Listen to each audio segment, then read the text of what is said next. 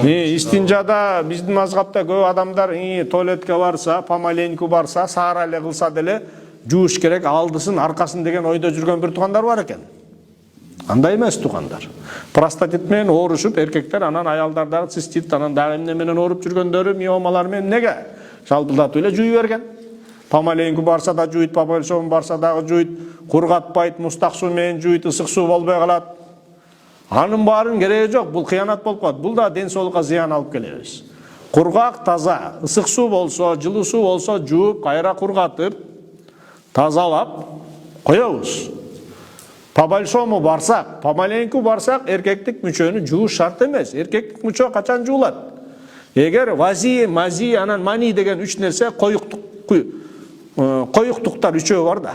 Тунук болот коюктук, тунук эмес коюктук болот, анан адам жарала турган суюктук болот. Ошол үчөө агып кетсе, ошондо ошол агып кеткен баягы чет жагын гана жууп тазалап коебуз.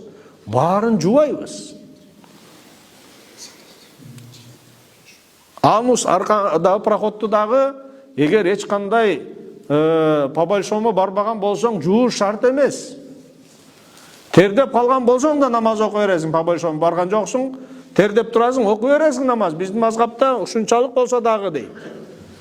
Главное ачык нажас жокпу? Жок, болду, окуй беребиз намаз. Жел чыккан болсо жууш керекпи? Алдын аркасын экөө тең жуулбайт. Жуулбайбы? Жуулбайт мынакей.